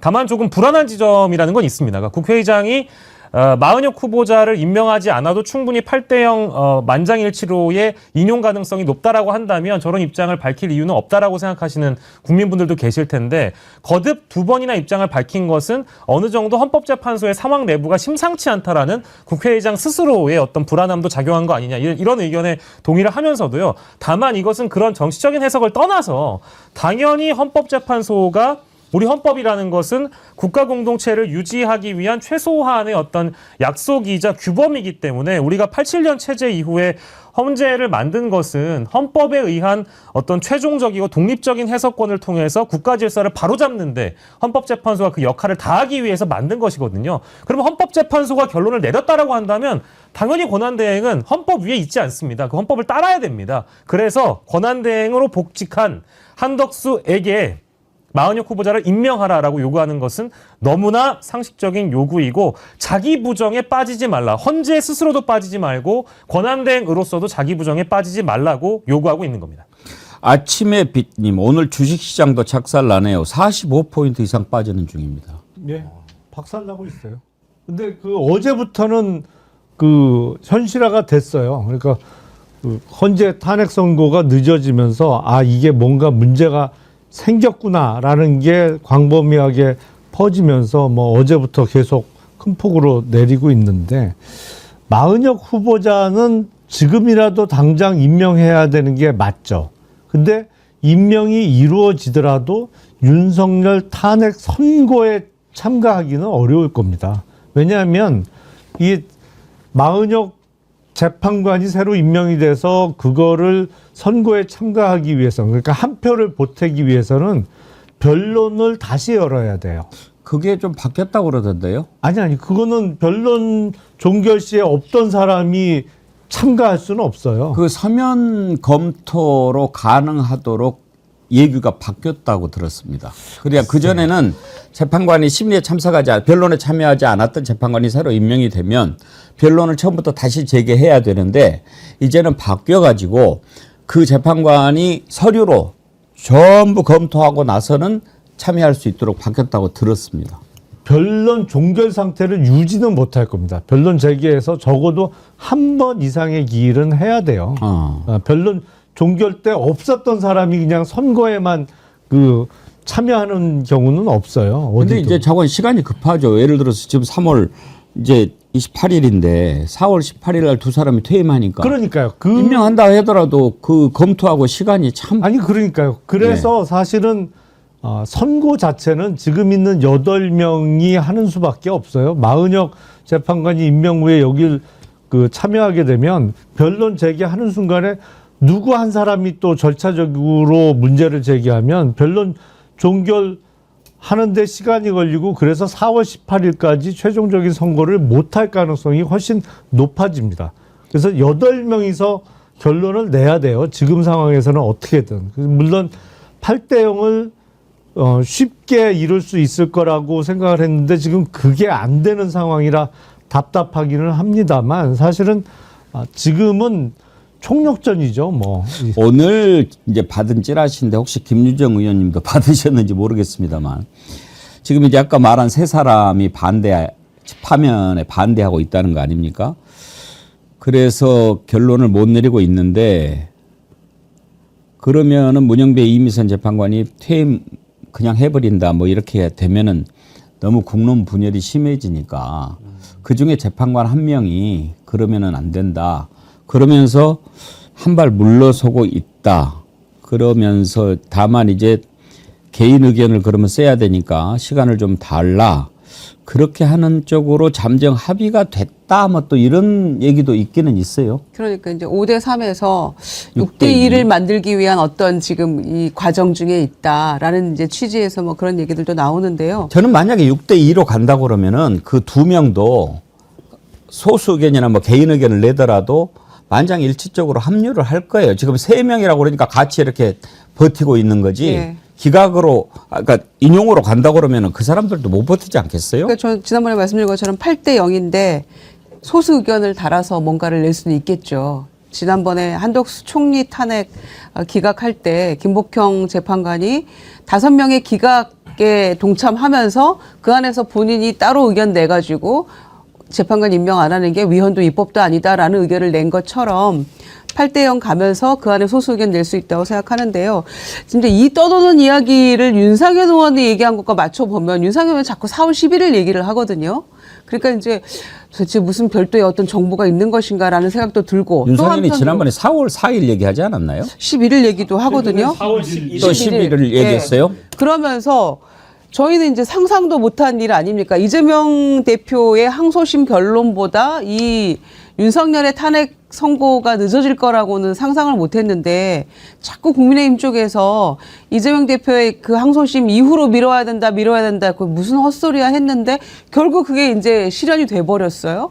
그럼과 동시에 윤상현 의원이 이제 4월 11일 얘기를 또 자꾸 해요. 그리고 오늘 뭐 이 도는 이야기들은 5대3을 6대2로 맞추기 위한 노력이 진행 중이다. 그 과정에서 늦어지고 있다. 이런 얘기까지 하고 보니까 종합적으로는 4월 18일 날 퇴임을 앞두고 11일 날 이게 되는 건가? 금요일이거든요. 18일이 또 금요일이에요. 퇴임하는 날짜가. 그래서 11일 설이 지금 나오고 있는 것 같은데 박근혜 대통령 때 이정미 재판관이 3월 13일 날 퇴임일이었는데 3월 10일 날 선고를 했거든요. 이제 그러고 보면 얼추 엇비슷하게 되는 것 같은데 설마 아무리 지금 무책임하게 보이는 헌법재판소지만 재판관들 2명의 퇴임까지 이거를 결론 안 내고 그냥 가버린다? 정말 그건 먹튀라고밖에 볼 수 없고요. 저는 너무 서운하고 속상한 게 헌법재판소에서 이게 최우선이다 해놓고 왜 어떤 설명 한마디가 없냐고요. 그러니까요. 공보관이 한마디는 얘기를 해줘야 되잖아요. 이게 최우선인데 왜 바뀌었는지. 한총리 거 하고 그렇죠. 일반 사건까지를 다 이렇게 해가면서 도대체 이거는 왜 이런 상황인지 말 한마디는 해줘야 되잖아요. 말을 해줘야죠. 그러니까 헌재가 국민의 신뢰를 잃고 있는 이유 가운데 하나도 바로 이런 것 바로 때문에 이런 겁니다. 설명이 없어요. 바뀌면 설명을 해야죠. 그러니까 저는 이제 이런 말을 다 저는 좀 신뢰하지 못하는 게 뭐냐면 헌재의 흐름에 대해서 야 8대0이야. 7대1이야? 5대3이야? 다시 6대2야? 이 정도의 정보가 흘러나올 수 있는 상황인가? 그리고 대체적으로 어디서 나왔어? 그럼 제가 볼 때 정보 소스를 얘기를 못하는 상황이기 때문에 이렇게 디테일하게 알 수는 없을 거다 생각이 들고 5대3인데 6대2로 간다면 8대0이에요. 2명이 왜 굳이 거기서 이런 자기가 나는 반대한다는 기각 의견을 쓰겠습니까? 6대2라고 하면 탄핵이 인용이 되는 거라면 그러니까 안창호가 그랬잖아요. 그죠. 그러니까 2는 아니다. 그럼 오히려 안창호를 자기가 써버렸잖아요. 내가 쓸게 하면서. 이런 상황이어서, 그러니까 진짜 희망 회로를 돌린다면 그런 거죠. 그러니까 말씀하신 것처럼 박근혜는 11일이 걸렸다. 이유는 뭐 이정미 재판관의 퇴임이 얼마 안 남았으니까. 근데, 노무현 전 대통령 같은 경우는 14일이 걸렸어요. 이거 그냥 탄핵이 기각된 것에도 불구하고 14일 걸렸어요. 근데 지금 한 30일 정도 걸린 거거든요. 근데 그 와중에 그 검사 3명에다가 최재에다가 한덕수에다가 많은 일이 있으니까, 그러니까 좋게 표현하면 너무 많은 것이 있고 내부의 쟁점 정리 때문에 늦어진다고 얘기를 한다면 우리의 최대 마지노선이 그래 그러면 오늘이라도 나와야 될 거 아니야. 오늘이라도 나와서 자 다음 주 월요일이나 아니면 화요일 날 발표를 할게라고 얘기하면 되는데 안 되는 상황이다. 근데 이런 얘기들이 흘러나오는 이유들은 발표가 안 되니까 제가 볼 때는 다 썰로 흘러나온다는 생각이 들거든요. 그러니까 근데 이게 이유가 뭘까? 제 생각에는 말씀하신 것처럼 아니 헌법재판관 중에 어떤 인간이 얼마나 초능력적인 능력이 있어가지고 초능력이 있어가지고 이거 기각에 대해서 쓸 수 있을까? 그런 방법은 뭐겠습니까? 교착입니다, 그냥. 아무 판단도 하지 않는 것이 가장 좋은 선택일 수 있다라고 보수 재판관들이 판단한다면 합리화만 땡깡 부리면 못하는 거예요, 그냥. 지금 뭐 정어리원 분들께서 계속 테니스 말씀을 하시는데요. 뭐 일부 취재에 따르자면은 헌법재판관들 뭐 평의하는 내용이 굉장히 뭐 보안이 유지되면서 절대 내용이 새나가지 않는다. 뭐 이런 얘기도 보도로 있지 않았습니까? 근데 최근의 보도로 따르자면 뭐 연락할 거 다 하고 문자할 거 다 하고 뭐 지인들 만날 거 다 만나고 심지어 뭐 테니스까지 예약을 해놨다. 뭐 이런 얘기를 듣고 나니까 국민들이 느끼는 분노라는 게 결국 국가기관에 대한 신뢰로 이어지는 거거든요. 지금 2만 6천 분께서 보시는 이 정어리원들 대다수가 검찰이라는 국가기관을 왜 신뢰하지 못하는가? 아니 윤석열 같은 내란 수괴한테 즉시 항고는 하지 않으면서 이재명 대표 재판에 무죄가 나오니까 없는 말씀입니다만 상고가 아니라 사실상 즉시 상고로 느껴지게끔 해버렸잖아요. 그러니까 검찰이 하는 판단을 다 안 믿는다는 겁니다. 근데 헌법재판소 스스로가 신속하게 심리하겠다라고 약속을 해놓고 아무 설명도 없고 그냥 공연불로 지나쳐버렸어요. 그리고 뭐 선입선출론이 다 깨졌고요. 이런 거를 보면 이제 헌법재판관들이 헌법재판소가 쓴 결정을 누가 믿겠냐 이겁니다. 그러면서 또 지금 국가의 행정부 수반을 권한대행하고 있는 인간은 뭐라고 얘기하냐면 탄핵 심판 결론에 승복해라. 승복이라는 걸 요구를 한단 말이에요. 이 승복 결정을 누가 한단 말입니까? 이러니까 어떤 결론이 나오더라도 국가기관의 결정에 어느 국민이 승복하겠냐는 말입니다. 국가기관의 신뢰에 대해서 국가기관에서 일하시는 분들이 좀 생각을 해봤으면 좋겠습니다. 우리가 이런 일을 상상도 못했잖아요. 전한길이 또 몇몇 정신 나간 자들이 헌재 가루로 만들겠다, 뭐 부수겠다라고 할 때만 해도 헌재가 그러면 안 되는데 헌재를 우리가 지켜야지 했는데 이렇게 갈 거라고는 상상을 못했어요. 혹시 이 자들이 떠드는 계급품에 헌재가 겁먹은 겁니까?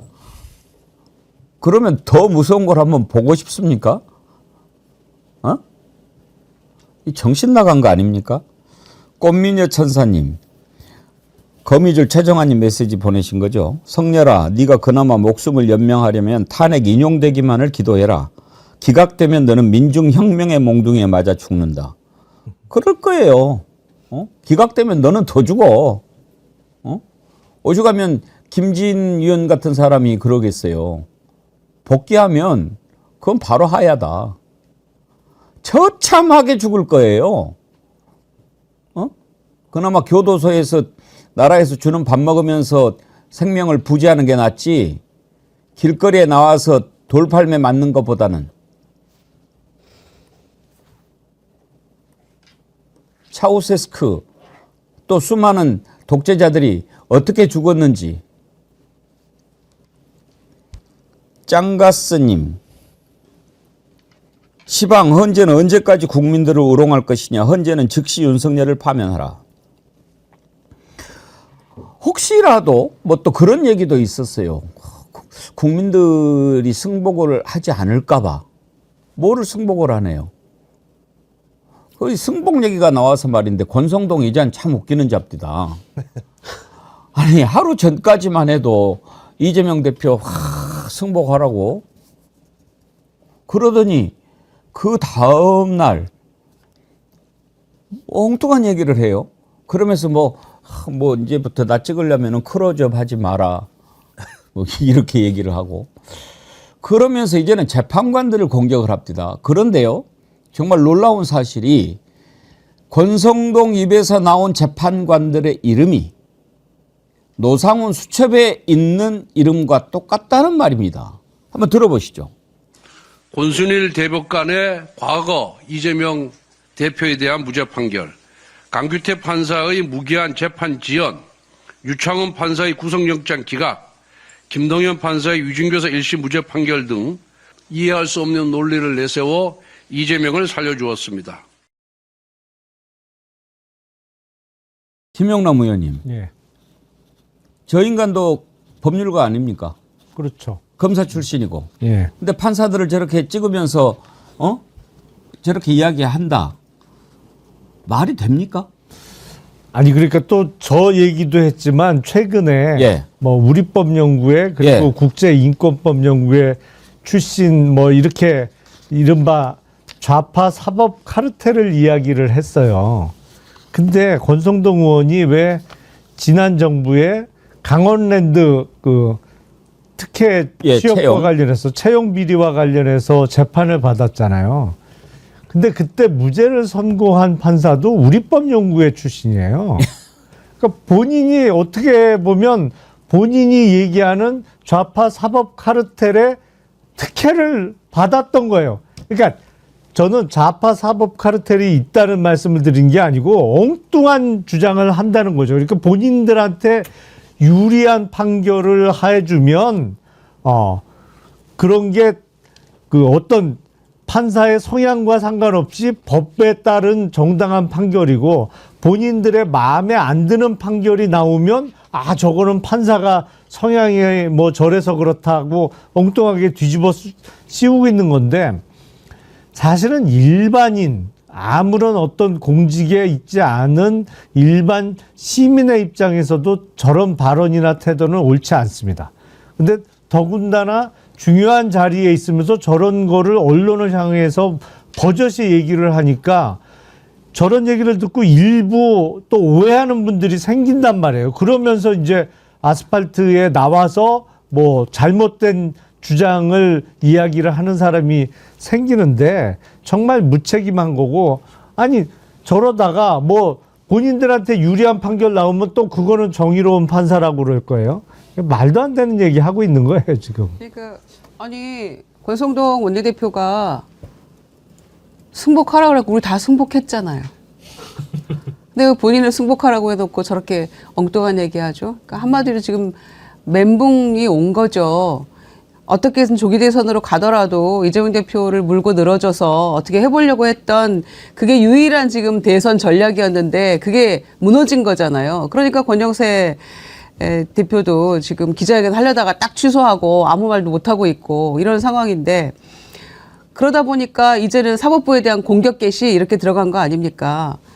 말씀하신 대로 본인 무죄 판결 냈던 1심 판사가 우리법연구회 소속이었는데 그때 뭐라고 얘기했냐면 정확하게 판단한다 이렇게 얘기했고 극찬을 했었거든요.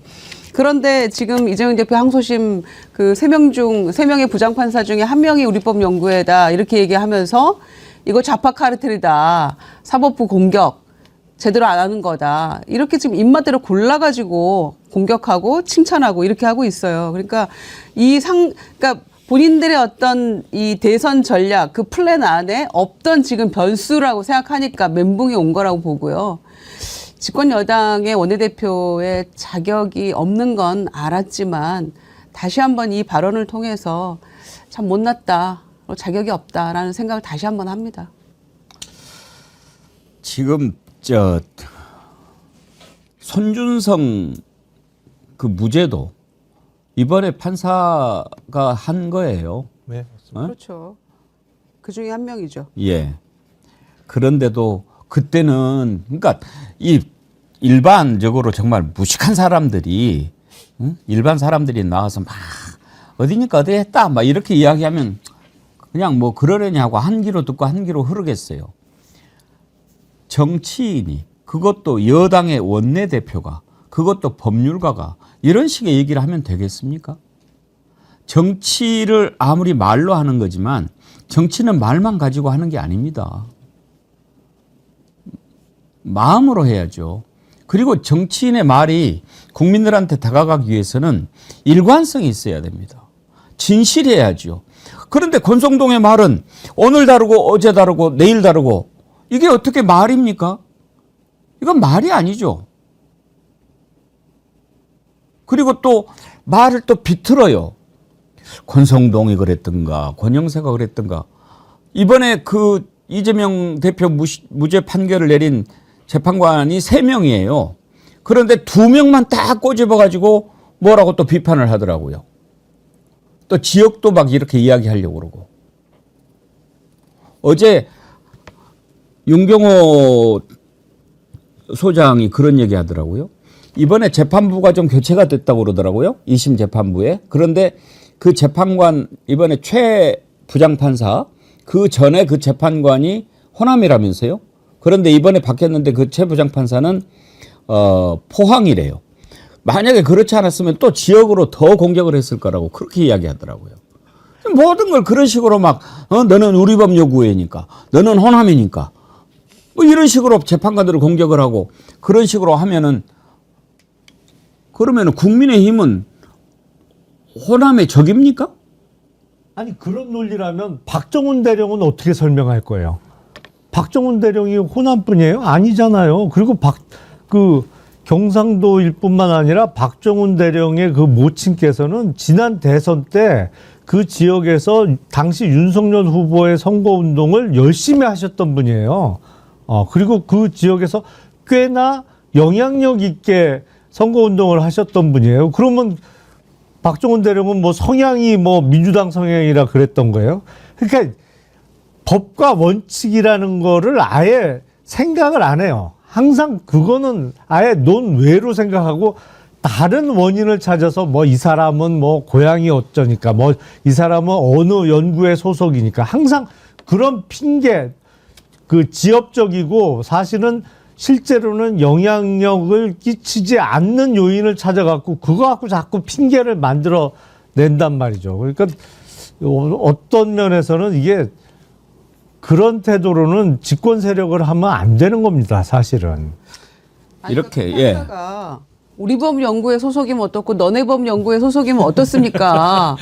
아니 그게 무슨 불법인가요? 그리고 결과도 그 우리 법 연구에 소속이기 때문에 뭔가 상황이 달라지는 게 아니잖아요. 법대로 판결하는 거고 소신껏 하는 거 아닙니까? 그런데 입맛에 맞는 거는 와 잘한다 극찬하고 제대로 했다고 그러면서 입맛에 맞지 않고 전혀 예상치 못한 결론을 얻었을 때는 이렇게 사법부를 공격한다고 하면서 헌재 결과에는 승복해라라고 국민을 향해서 민주당을 향해서 이렇게 얘기한다는 게 너무 언어 도단이잖아요. 그러니까 권성동 원내대표가 오직 그냥 자기 정치만 하는 거지 이 국헌문란 이 상황을 바로잡을 생각도 없고 헌재가 어떻게 하든지 관심도 없고 그냥 자기 정치들만 각자 도생하고 있는 것 같다는 생각이 드는 거예요. 사진 조작 가지고 뭐라고 이야기했더라고요. 조작한 거잖아요. 그 여러 명 있는 걸 딱 네 사람만 딱 있어가지고 골프는 네 사람이 치는 거니까 골프 친 사진이라고. 그런데 전체적으로 보면은 골프 친 사진이 아니잖아요. 그런데 그걸 두고 조작했다고 법원이 판단을 하니까 권성동 앞으로는 나 클로즈업 하지 마세요. 조작했다고 하니까. 그 조작이 뭔가를 잘 모르는 모양인데 요즘에 이제 권성동이 그 얘기를 하고 나니까 우리 또 네티즌들 기가 막히지 않습니까? 기가 막힌 사진들 클로즈업 해가지고 이렇게 딱 보여줘요. 몇 장 한번 여러 번 보여드릴까요? 이거 뭔가가 있겠죠. 근데 이렇게 했다 하면은 나 죄인이 되는 거예요. 어? 시리즈로 쭉 나오더라고요. 또 있어요. 한번 보여드릴게요. 또 끝나지 않을 겁니다. 이건 이건 참 맞자가 빠졌네. 에? 맞자가 빠졌네. 아니 이게 마약이 아니고 뭐 다른 것일 수도 있어요. 뭐 국민과의 약속 뭐 이런 것일 수도 있는데 거기에서 약자에 딱 찍어가지고 찍으면은 약이죠. 저 약은 뭔 약입니까? 이건 또 아마 없다, 뭐 없는 그 비읍 시옷일 그죠? 거예요. 네. 근데 병신 같이 보이죠? 예. 차마 입에 담을 수가. 예. 바꿀 수 없습니다. 바꿀 수 없습니다인데 비읍시까지 한번 다시 보여줘봐요. 비읍시옷.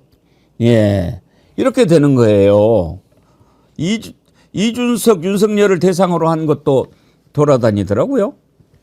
참 대단들 하세요. 있습니까? 예. 하여튼지 바꿀 수 없습니다. 그런데 비읍시옷이 되네. 이거 뭐 또 개혁신당이겠죠?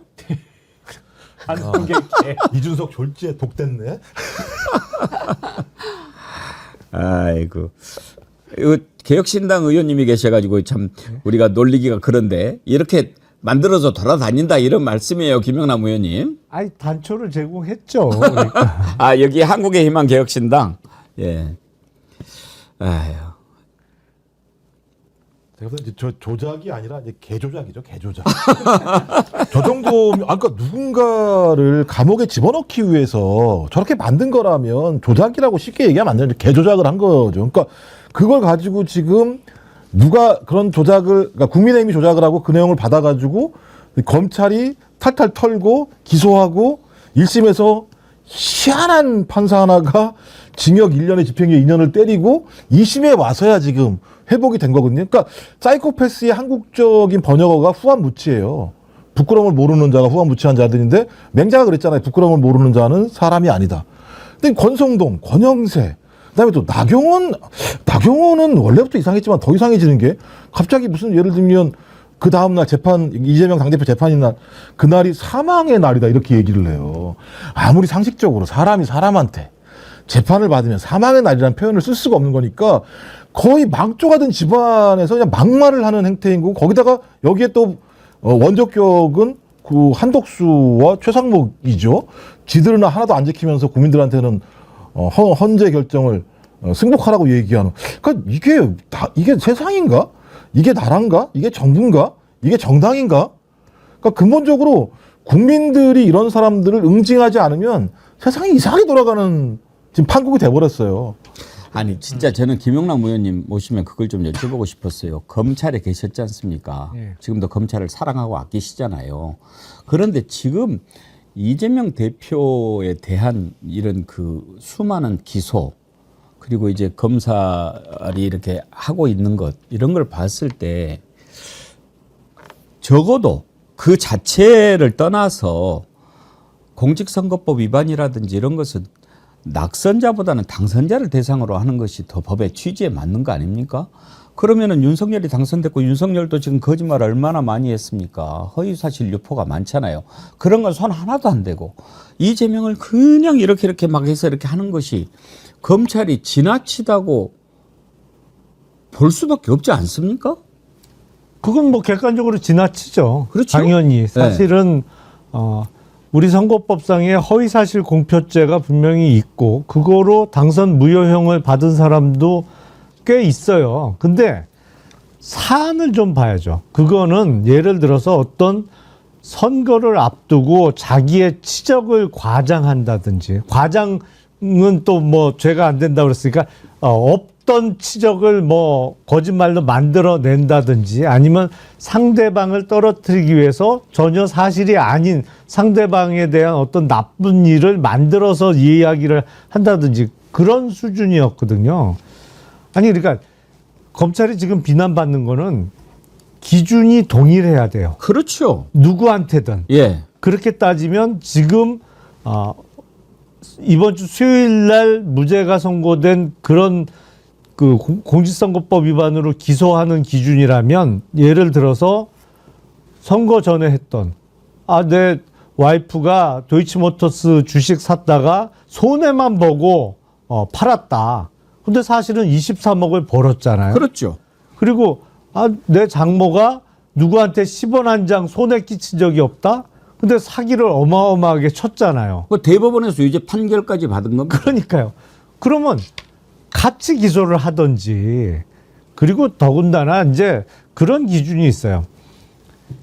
뭐 사람 위에 사람 없다고는 합니다만 사실은 중요도에 따라서 이제 사소한 거 갖고 기소는 잘 안 하거든요. 근데 유력한 대권 주자에 대해서 어떤 선거법상의 어떤 금품 살포라든지 후보자 매수 정도의 중대 범죄가 아닌 사실과 다르게 해석될 수 있다는 이유로 기소를 한다?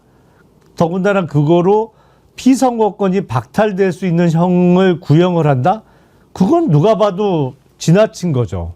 기준도 들쑥날쑥이고 누구에 대해서는 들이대지 않는 잣대를 일방한테만 들이대고 그러니까 이제 욕을 먹을 수밖에 없는 상황인 거죠. 하여튼 그 세상이 지금 완전히 이상해져 버렸어요. 이렇게 이상해져 버린 것들을 찾아보면 상식적으로 봤을 때 억울해요. 우리가 이상하게 만든 게 아니거든요. 세상을 제대로 이끌고 가야 할 책임이 있고 그런 권한을 부여받은 자들이 이상하게 해버려가지고 세상이 이상해진 것 같아요. 이건 잘못된 거죠. 이런 걸 바로 잡아야지요. 어젯밤에 이제 저녁쯤이죠. 저한테 카톡으로 경북 의성의 김일웅님께서 문자를 보내오셨어요. 근데 보니까 사진이랑 같이 이렇게 왔는데 동영상을 찍어 왔어요. 툭툭툭툭 떨어지는 비를 찍어서 보내신 거예요. 앵커님 비 옵니다. 그거 보는데 정말 눈물이 핑 돌더라고요. 그리고 또 남자친구 상식이 님도 비가 온다고 하고 이제 다시 돌아왔다고 그러시는데 어제 참 귀한 단비였죠. 이 단비가 좀 더 많이 왔으면 좋았을 텐데 아무튼 그래도 너무나 귀한 비가 와서 진화율이 좀 높아졌고 그러는데 아직도 계속 지금 번지고 있고 그렇습니다. 비가 좀 더 많이 왔으면 좋겠는데 이런 사상 최악의 산불에 정말 말도 안 되는 지난번에 김일웅 님이 문자를 보내시면서 제발 이런 경우에 뭐 좀 이렇게 비난하고 힐난하는 이런 댓글 좀 안 보내게 이야기 좀 해 주십시오. 그런 글을 보내시길래 아니 그런 놈들이 있을 수 있을까? 아니 이런 재난 상황에 뭐를 댓글을 그렇게 할 수 있을까 그랬는데 뭐 중국 사람들이 불질렀니 어쩐니 이런 얘기를 또 하는 자들이 있더라고요. 그 유튜브 한번 볼 수 있습니까? 화교로 의심받는 3인이 있습니다. 이들의 이름은 선으로 현재 법조인 DB에서 기록이 삭제되었습니다. 아니 박영식 앵커님 예. 지금 중국 사람이 불질렀다라고 이야기하는 거예요? 네, 이게 지금 서부지법 폭동의 예. 뿌리가 됐던 DC 인사이드의 국민의힘 갤러리, 뭐 미정갤이라고 부르는 미국 정치 갤러리 이쪽에서 지금 계속 퍼지고 있고요. 요 글을 또 퍼나르는 유튜버들이 많이 있습니다. 저 이제 지금 방금 보여드린 내용들뿐만 아니라 계속적으로 어떤 중국, 화교, 뭐 사람의 어떤 국적을 대상으로 해가지고 뭐 간첩까지 얘기를 하면서 어떤 뭐 사회 재난이나 이런 게 일어나면 이 좌파들이 간첩을 동원해서 혹은 뭐 화교를 동원해서 불을 지르고 다닌다 이제 이런 주장인데요. 이게 심각한 것은 시작을 이렇게 합니다. 갑자기 하루 만에 산불이 이렇게 증가하는 게 상식적으로 말이 된다고 생각하냐라는 그런 글이 있고요. 이걸 일부러 불질렀다고 할 수밖에 없다. 그리고 심지어 며칠 전에 청주공항으로 50명 정도 중국인이 들어와서 단체로 버스 대절해서 숙소로 이동했다는 얘기가 있다. 이런 그러니까 말도 안 되는 글을 올려놓는데 이게 심지어 뭐 예를 들어서 추천을 받는다고 하죠. 좋아요를 누르는 게 막 몇백 개가 넘어갑니다. 이거를 또 다시 퍼나르고 유튜브가 만들어서 확산시키고 있고요. 그건 이제 한쪽 갤러리의 주장이고 또 다른 쪽 갤러리에서는 간첩들이 윤석열 복귀하려고 하니까 별짓들을 다 한다. 이런 망상에 가까운 주장을 지금 떠들고 있는 상황이고 이거를 지금 유튜버들이 퍼나르고 있어서 매우 심각한 상황이고요. 아까 말씀드린 대로 이 갤러리들이 그냥 단순한 음모론만을 얘기를 하는 것이 아니라 서부지법 폭동을 사전 모의했던 그런 갤러리라는 것입니다. 그러니까 뭐 스카이데일리라는 언론사에서 중국인 뭐 몇 명을 체포했다.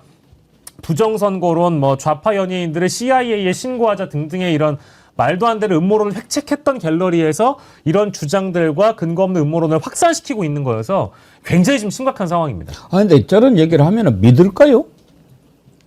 믿나 봐요.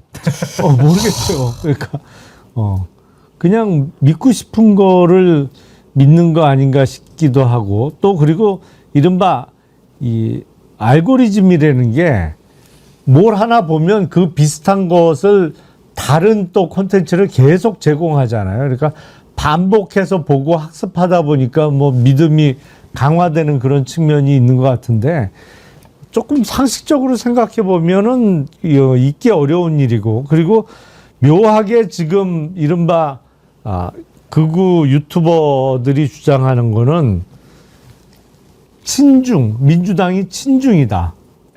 그리고 윤석열은 반중이다. 뭐 이 논리를 이용해 갖고 지금 대립구도를 짜고 있는 것 같은데 글쎄요, 그게 조금 건전한 상식으로 생각한다면 뭐 안 믿을 텐데 뭐 건전한 상식이 없다고 봐야죠. 근데 이제 이런 자들은 완전 미친 놈이고요. 정말 이거는 앵간히 미친 놈들도 있더라고요. 이 와중에 골프장 영업을 한 데가 있어요. 산불이 났는데. 아니 지금 저쪽에서 산불이 나서 이쪽에서 골프를 쳐도 그것도 좀 그런 판인데 불이 이렇게 오고 있는데 골프장을 문을 열었어요. 그래가지고 캐디가 막 그 불구덩이를 빠져나오는 그런 영상이 있더라고요. 그거 한번 보여주시겠어요? 부장입니다. 산불이 저렇게 지금 있는데 차들 보십시오. 그러니까 저때 지금 골프를 치러 간 사람들도 난 참 이해가 안 되지만 저거를 산불이 이렇게 오고 있는데 도대체 어떤 미친 골프장이 영업을 한다고 고객을 받냐고요. 저거요. 아주 죽을 뻔했다고 극적으로 탈출한 골프장 캐디가 찍은 영상이래요. 김유정 의원님. 이게 말이 됩니까? 골프 치다 지금 뭐 불타서 뭐 죽으라는 건가요? 아니 그냥 상식적으로 말이 안 되는 일이 너무 많이 일어나니까 도대체 이게 상식이 다 어디로 갔나 싶을 정도입니다. 이 정부의 위기관리 대응이라는 것도 이게 제대로 되고 있는 건가? 지금 영국 같은 경우에는 제발 좀 도와달라고 지금 공개적으로 호소를 하고 있거든요. 거기 한 15,000명밖에 인구가 안 되는데 6명이나 이 사망자가 나왔거든요. 그러니까 대부분 고령층이잖아요. 그러니까 지금 이 어르신들이 뛰는 속도보다 불이 더 빠른 속도로 가고 있기 때문에 피해가 크다는 거 아닙니까? 그런데 버젓이 지금 산불이 저렇게 나오고, 아니 불이 지금 옆으로 다가오는데 저기서 어디서 골프를 칠 수 있다는 거죠? 그러니까 이게 지금 중국인들 뭐 간첩들이 불질렀다, 방어했다라고 하고 있는 사람들도 너무 정신 나갔지만 지금 동시에 다 같이 미쳐가고 있는 게 아닌가 싶은 생각도 드네요. 그러니까요. 저런 골프장은 정말 악덕 업체예요. 악덕 업체죠. 네, 그러니까 저게 그 골프를 치던 사람들의 취소를 받아주지를 않은 거예요. 아, 그러니까 그 페널티 안 받으려고 온 거군요. 그렇죠. 오고 시작했는데 불길이 이렇게 다가오니까 그만 치겠다고 요구하는 그 손님들이 있었다는 거예요. 근데 골프장에서 안 된다. 호호. 그만 치더라도 그러면 돈은 18홀 그린피 다 내고 가라. 이런 식으로 나온 거지. 그러니까. 그러다가 사람 여럿 잡을 뻔한 거죠. 아, 그럼요. 진짜 나쁜 업체예요, 저기. 거기 만약에 그 대체로 야산 같은 데 골프장에 네. 들어가 있지 않습니까? 그러면은 저렇게 골프장 주변까지 불길이 왔다면은 탈출하는데도 위험하잖아요. 그렇죠. 보통은 진입로가 몇 킬로미터씩 되잖아요. 예. 이게 산을 따라서 이렇게 그 사이를 뚫고 꾸불꾸불, 나와야 되는데. 들어가야 되는데 도로가. 근데 완전히 요새는 그 안에서 갇혀가지고 큰 변을 당할 수 있는 그런 상황을 초래한 거 아닙니까? 그러니까 이번에 제일 뭐 다 안타깝습니다만 안타까운 희생자들 중에 한 명이 왜 그 어르신들 거동이 예, 예. 어르신 힘든 어르신들 모시고 나오다가 모시고 나오다가 차가 도랑에 빠져가지고. 불길에 예. 터져버린 예, 예. 경우가 있잖아요. 그러니까 이번 산불이 워낙 세다 보니까 저런 왕복 2차로 도로가 있지만 그 도로까지 불길이 덮치는 거예요. 그러니까 차로 빠져나오다가 차가 폭발할 수도 있는 거예요, 사실. 바람이 너무나 빠르고 세가지고 이 사람이 그러니까 지금 시속 8km까지 나온다는 거 아니에요, 바람이.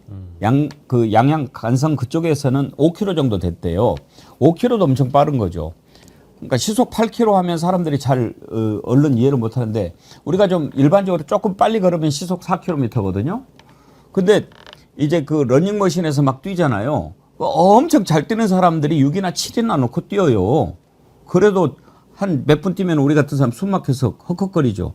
8km면 달리는 것보다 훨씬 더 빠르게 불이 다가오는데 그걸 피한다는 게 불이 오기 전에 피해야지. 온다 하면은 택도 없는 거죠. 그래서 이게 뛰는 속도보다 빨라서 어르신들이 많이 지금 그렇죠. 돌아가신 거잖아요. 어르신들은 더군다나 나오는데도 힘들고 그러니까 제가 이번에 당국의 대응이 잘못됐다는 거예요. 심지어 재난 문자를 100몇 번을 보내면 뭐합니까? 어르신들이 귀가 어두워서 못 들은 분도 많고 심지어 뭐 2G폰, 3G폰 가지고 있어서 그걸 제대로 이게 연결이 안 되는 것도 있고 문자 온 줄도 몰랐다. 그래서 옆집에서 같이 가자고 해야 대피를 했다는 거예요. 그러니까 이 완전히 시스템이 붕괴된 거죠, 사실. 사상 최악의 정부가 사상 최악의 산불을 만든 겁니다. 오늘은 상식으로 시작해서 상식으로 끝나네요. 정말 상식을 회복해야 됩니다. 헌법재판관부터 제발 좀 상식에 좀 맞게 생각을 해보세요. 상식이를 찾으러 가야 되겠습니다. 오늘은 여기까지 하도록 하겠습니다. 여러분 참 너무나 주말이 힘들어지네요. 이번 주말도 이렇게 넘어갑니까? 제발 헌재에 마지막으로 당부 경고합니다. 국민들한테 맞아 죽기 전에 정신 차리십시오. 그렇지 않으면 국민들한테 맞아 죽습니다. 예, 오늘 함께해 주신 패널분들께 감사드립니다. 김유정 의원님, 김영남 의원님, 박영식 앵커님 수고하셨습니다. 고맙습니다. 감사합니다. 네.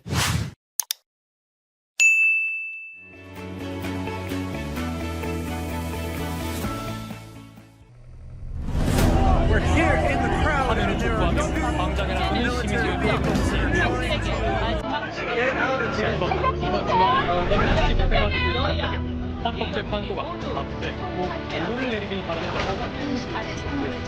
따라가 이런 내 믿을 수 없다. 시키나 발표